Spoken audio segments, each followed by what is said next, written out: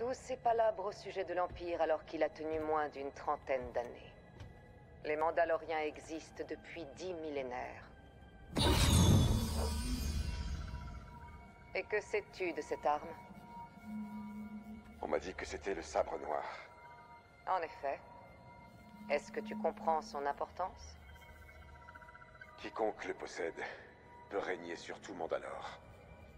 S'il est remporté au combat selon le credo, on dit qu'un guerrier pourra en défaire 20 autres à lui tout seul et que les masses s'agenouilleront devant lui. Si néanmoins, il n'est pas remporté au combat et tombe entre les mains d'un guerrier qui ne le mérite pas, il sera une malédiction pour toute la nation. Bonjour à tous, c'est Rayman et bienvenue dans cette nouvelle vidéo. Aujourd'hui, j'avais envie de m'attaquer à la culture mandalorienne, et oui, pour la première fois sur la chaîne. Mais plus particulièrement au sabre noir, le symbole de la puissance mandalorienne. Sur ce, je vous souhaite à tous un très bon visionnage et nous sommes partis. Le sabre noir était un ancien sabre laser à la lame noire comme indiqué dans son nom. Créé par Tarre Vizsla, le premier Mandalorien à avoir rejoint l'ordre Jedi. L'arme fut ensuite gardée au temple Jedi après la mort de Vizsla. Des membres de la maison Vizsla attaquèrent le temple pendant un conflit les opposant aux Jedi pendant les dernières années de l'Ancienne République.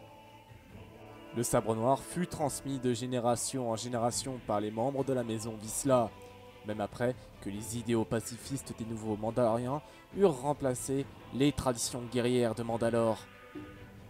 Le dernier Mandalorien connu pour avoir possédé l'arme fut Pre Vizsla, chef de la Death Watch pendant la guerre des clones. Le sabre tombera par la suite entre les mains de l'ancien Seigneur Sith Maul à la suite de son combat contre Pre Vizsla. Selon la tradition mandalorienne, n'importe qui pouvait réclamer le sabre noir, en passant bien sûr par un combat. Vizsla accepta le combat et se verra éliminé par Maul, qui prendra alors le commandement des membres de la Death Watch. Les autres membres qui décideront de suivre Bo-Katan Kryze alors que ces derniers n'acceptaient pas qu'un non-mandalorien soit à leur tête. Cet événement mènera à une rébellion mandalorienne entre les Mandaloriens de Maul et les rebelles mandaloriens de Bo-Katan. Quelque temps plus tard, c'est le Seigneur Sith Dark Sidious qui fera la route vers Mandalore pour affronter son ancien élève, qu'il le voyait désormais comme un rival. Maul sera vaincu et enfermé en prison. Plus tard, les Mandaloriens fidèles à Maul viendront le libérer et récupérer par là même le sabre noir.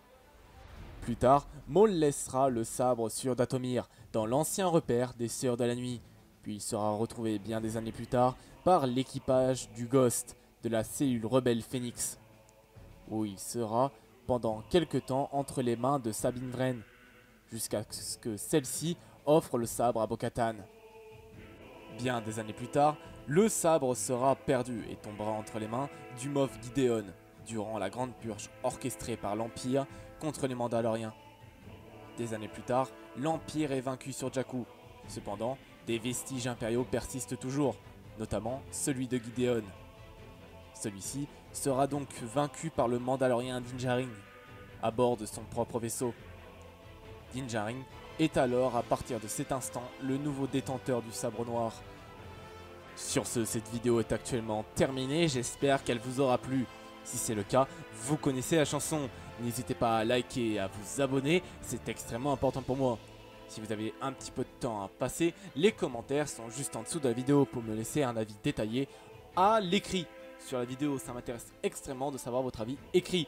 N'hésitez pas également à me dire ce que vous en avez pensé de cet épisode consacré aux Mandaloriens. C'est le premier épisode, donc j'aimerais vraiment bien savoir votre avis. Sur ce, moi je n'ai plus grand chose d'autre à vous dire. Je vous souhaite à tous une très bonne journée ou soirée. Et surtout, n'oubliez pas que la force soit avec vous. La bise tout le monde.